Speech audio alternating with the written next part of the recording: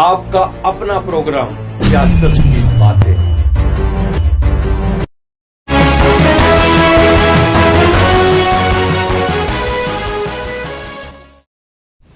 नमस्कार, महासंग्राम 2024 में एक बार फिर आपका स्वागत है और मैं हूं रश्पर गुप्ता। आज हमारे साथ हैं मुनीश साहनी जी, शिवसेना ठाकरे के प्रेसिडेंट है जम्मू कश्मीर स्टूडेंट के। मुनीश जी, आपका बहुत बहुत स्वागत है। जी, शुक्रिया जी, नमस्कार। मुनीश जी, चुनाव खत्म हो गए, आज एग्जिट पोल भी सामने आ गया और 8 तारीख को रिजल्ट भी सामने आ जाएगा। सबकी किस्मत ईवीएम में बंद है, आपके भी जो जितने भी कैंडिडेट हैं उनकी भी किस्मत भी ईवीएम में बंद है। सभी चुनावों को अपने अपने नजरिए से देख रहे हैं। भारतीय जनता पार्टी तारीफें कर रही है, उनके पुल बांध रही है कि बहुत बढ़िया चुनाव हुए हैं, और उसमें ये बात भी सही है कि वहां के हालात बिल्कुल ठीक है। चुनाव के वक्त कोई बाइकाट की आवाज नहीं थी, कोई पत्थरबाजी नहीं थी, कहीं गोलीबारी नहीं हुई, कुछ नहीं हुआ। परसेंटेज भी बढ़ा, ये सारा उसका क्रेडिट ले रहे हैं। लेकिन चुनावों को लेके उंगलियां भी उठाई जा रही हैं। बहुत सी पार्टियां हैं जो कि चुनावों को लेकर उंगलियां उठाई जा रही हैं। लॉ एंड ऑर्डर की नहीं होती, लेकिन उसमें से और भी बहुत सी चीजें होती हैं, उन पर भी बातचीत की जाए। तो मैं आपसे ये जानना चाहता हूं कि चुनावों में आपने अच्छी भागीदारी ली, पहली बार जम्मू कश्मीर में आपने अपने उम्मीदवार उतारे और एक उम्मीद से आगे बढ़े, एक कदम तो आगे बढ़ाया आपने। इन चुनावों को लेके आपका क्या एक्सपीरियंस है, क्या इस पे आप कहना चाहते हैं? देखिए, पहले तो जनता को बधाई दूंगा कि बहुत बढ़िया तरीके से वो बाहर निकले, मतदान किया, बिना किसी डर के मतदान किया। जहां तक आप कहते हैं कि वो अलगाववादी आवाजें आपको सुनाई नहीं दी, बाइकाट सुनाई नहीं दिया, वो सुनाई कैसे देता, वो खुद ही जो है उनके पाले के अंदर आ गए थे, जो है खुद इस समय चुनाव जो है करवा रहे हैं।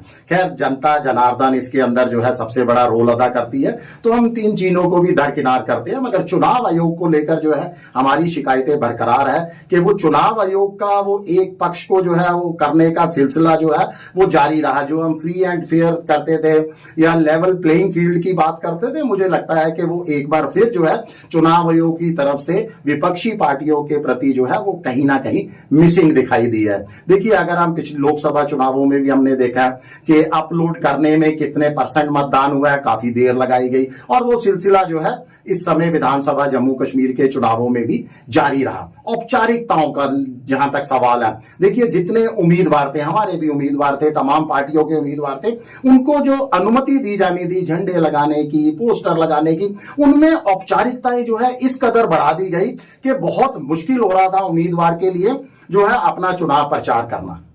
मगर कहीं ना कहीं जो है एक ऐसी पार्टी जो सत्ताधारी पार्टी बीजेपी को मुझे लगता है सब तरफ से खुली छूट दी गई। उनके हजारों झंडे जो है सड़कों पर दिखाई दिए, इतनों की तो वो अनुमति नहीं ले सकते थे। कहीं ना कहीं चुनाव आयोग ने जो है एक बार फिर पक्ष लेने की कोशिश की, मगर खैर उसको भी हम दरकिनार करते हैं, क्योंकि फिर एक बार वही है कि जनता जो है, जनता ने किसको मतदान किया आखिर में जाके, ये सबसे इंपॉर्टेंट जो है होने वाला, जिसका खुलासा जो है 8 तारीख को होने जा रहा है। जो एग्जिट पोल जितने भी अब टीवी चैनल दिखा रहे हैं, मुझे लगता है कि जनता का इंटरेस्ट 2024 के लोकसभा चुनावों के एग्जिट पोल देखने के बाद ये तमाम एग्जिट पोल से भी जो है विश्वास उठ चुका है। अब जनता इंतजार कर रही है 8 तारीख का, बिल्कुल सही, जब जो है सही पोल का रिजल्ट जो है उनके सामने आएगा। मतलब अगर कुल मिला के कहें तो आपको इलेक्शन कमीशन से शिकायत है कि उन्होंने पक्षपात किया है, और क्या बात है कि आपकी जो पार्टी के जितने भी कैंडिडेट खड़े उनके लिए प्रचार के लिए आपका कोई राष्ट्रीय नेता जम्मू में नहीं आया? नहीं, देखिए, मुझे लगता है कि शिवसेना का नाम ही काफी है।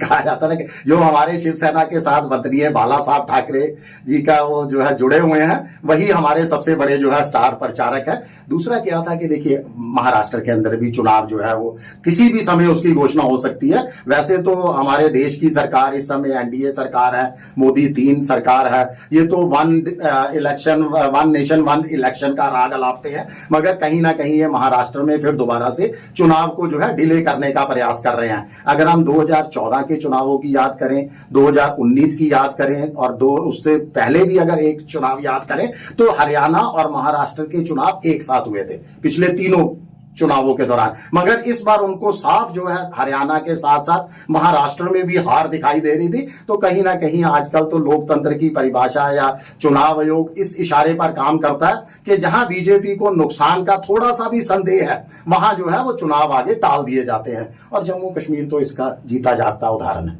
2014 के बाद 18 में सरकार गिरती है और 24 में जाकर चुनाव होते हैं। वो भी चुनाव किसके आदेश से होते हैं? माननीय उच्च न्यायालय के आदेशानुसार। तो उनको था कि 30 सितंबर एक डेडलाइन घोषित की गई थी, तो उससे पहले इन्होंने चुनाव करवाने थे, इनकी मजबूरी थी।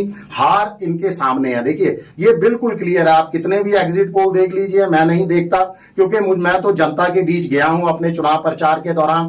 पहले चरण में, दूसरे चरण में जो वो सिलसिला चला था जनता की नाराजगी का, और वो नाराजगी जायज है, वो किसी विपक्षी पार्टी के कहने से वो नाराजगी नहीं है। वो नाराजगी है कि 5 अगस्त 2019 के बाद जो वादे किए गए थे वो तमाम वादे खोखले साबित हुए। जनता इस समय बहुत ज्यादा निराश है, बहुत ज्यादा गुस्से के अंदर है। आप पानी को लेकर देख लीजिए, बिजली के मीटर को लेकर देख लीजिए, बिजली सप्लाई को लेकर देख लीजिए, बेरोजगारी को लेकर देख लीजिए, किसी भी इशू को लेकर देख लीजिए, बुजुर्गों की पेंशन को लेकर देख लीजिए, महिला सशक्तिकरण को लेकर जो है देख लीजिए, जगह जगह नशे का जो कारोबार जम्मू कश्मीर में बढ़ता जा रहा है, जो अपराध जो है वो बढ़ चुके हैं, खनन माफिया, शराब माफिया, तमाम माफिया, भ्रष्टाचार का इस समय जो है बोलबाला है। जनता की कहीं पर सुनवाई नहीं है। मुनीष जी, एक बात है कि हम बहुत सा क्रेडिट ले रहे हैं कि प्रशासन की बात कर रहा हूँ कि कश्मीर के अंदर परसेंटेज बहुत बड़ी है, वो फैक्ट भी है। 5, 10, 15, 20% से ज्यादा कभी हुआ नहीं, 10% वाले भी असेंबली में चले गए। इस बार परसेंटेज बढ़ी है, लोगों ने बढ़ चढ़कर हिस्सा लिया है।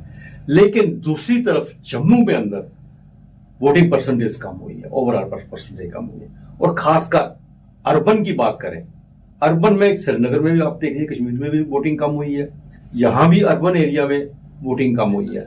आपकी जो जितनी भी शिकायतें हैं, लोगों ने जो अपने दिल में रखा है, उनके दिल में है, लोगों ने बोला नहीं, लोगों ने मत द्वारा इसको आप जाहिर किया। और देखते हैं कि उनके अगेंस्ट किया है, जो उनके हक में किया है, जो तो 8 तारीख को पता लगेगा। लेकिन ये बड़ी एक चिंता का विषय बना हुआ है कि लाखों करोड़ों रुपए आप इस चीज पे खर्च करते हो कि हमें इलेक्शन में भाग लेना है, हमें अपना वोट जरूर डालना है, कहीं भी हो, कहीं भी रहे, अपना वोट डालना है। जबकि उसके विपरीत होता है, जहां 2 छुट्टियां मिलती हैं, लोग भाग जाते हैं छुट्टी मनाने के लिए, वोट नहीं डालते। क्या फायदा इतना प्रचार करने से?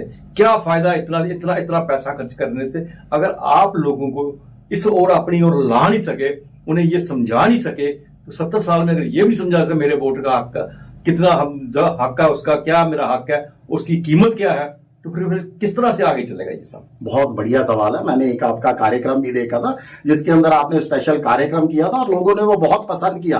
और जो आपने पॉइंट उठाए, अब उसके सिक्के के दूसरे पहलू की तरफ जाते हैं। आपने बिल्कुल जायज पॉइंट उठाए। देखिए, चुनाव आयोग का काम है, चुनाव आयोग ही ये पैसा खर्च करता है कि मतदाताओं को जागरूक किया जाए। मगर कहीं ना कहीं इस पर चुनाव आयोग, खास करके जम्मू कश्मीर में, आप अगर छुट्टियों की, वीकेंड हॉलीडेज की बात कर रहे हो, अगर हरियाणा में हॉलीडेज है, चुनाव आगे किए जा सकते हैं, तो जम्मू कश्मीर के अंदर क्या क्यों ऐसा व्यवहार किया गया? वो इसलिए ये व्यवहार किया गया क्योंकि बीजेपी नहीं चाहती कि जम्मू कश्मीर का वोटर बड़ी तादाद में बाहर निकले और वो मतदान करे, क्योंकि उनको पता है वो जनता की नब्ज टटोल चुके हैं, जनता में नाराजगी है। अगर वो नाराजगी बाहर निकलेगी तो और ज्यादा जो है मार्जिन से बीजेपी की हार तय होगी। जहां आप कश्मीर की बात कर रहे हैं कि परसेंटेज बढ़ी है, देखिए वो परसेंटेज जो बढ़ी है वो भी बीजेपी के अगेंस्ट बढ़ी है। लोग बाहर निकले हैं कि बीजेपी को सबक सिखाएं, जिन्होंने जम्मू कश्मीर के साथ छल और विश्वासघात किया है। आप लोकसभा का भी देखिए, बहुत हाई परसेंटेज गया था लोकसभा चुनावों के अंदर भी। और आप सबसे बड़ी बात देखिए, जिसने जम्मू कश्मीर के नाम पर पूरे देश के अंदर वोट बटोरे, अपनी राजनीतिक रोटियां सेकी, वो जम्मू कश्मीर की 90 सीटों पर भी अपने प्रतिनिधि नहीं उतार पाए। खास करके कश्मीर की सीटों पर नहीं उतार पाए। कश्मीर में आज भी जो है उन्होंने 28 उम्मीदवार कम उतारे हैं। 28 उम्मीदवार, सबसे देश की सबसे बड़ी पार्टी लोकसभा में 5 में से 2 उम्मीदवार उतारती है और जम्मू कश्मीर की विधानसभा की 90 सीटों में से मात्र 61 सीटों पर चुनाव लड़ती है। तो ये जम्मू कश्मीर को मालूम है बीजेपी को कि उनको जो है उनके उम्मीदवारों को मतदान उनके फेवर में होने वाला नहीं है। यही सबसे बड़ी बात है। और एक और बात देखिए, जो आजकल बहुत चर्चा के अंदर है, हम लोग भी वो लोगों के सामने रखना चाहते हैं, जो मनोनीत इन्होंने 5 जो है विधायक। जी जी, वही आप बोलिए कुछ के बारे में। जो 5 विधायक इन्होंने मनोनीत किए हैं, जिसमें 2 हमारी जो है नारी शक्ति है, 2 महिलाएं हैं, कश्मीरी पंडित भाई हैं और पीओजेके के हैं। देखिए उनको लेकर भी बहुत ज्यादा जो है अब वो तोड़फोड़ की राजनीति शुरू होने वाली है, क्योंकि रिजल्ट आते ही बीजेपी उनको अंदर खाते, तो सब कुछ बीजेपी को मालूम है कि वो जो है बहुमत के आसपास भी नहीं है।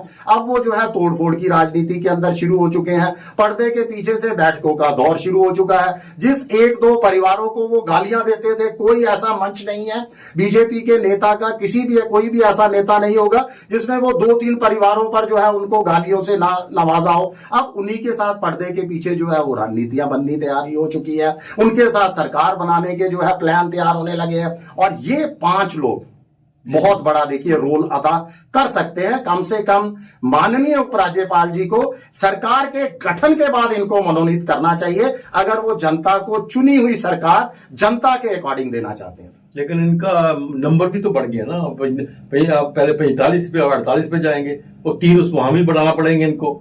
ये एक लंबी बात है, ये आपने सही कहा, मनोनीत का एक बहुत बड़ा ये सामने आ रहा है। लेकिन एलजी को पावर दी गई है और वो उसी के हिसाब से होंगे भी, वो उसमें तो कोई शक नहीं है। मनीष जी आप स्टूडियो में आए, जानकारी दी, इसके लिए आपके बहुत शुक्रिया।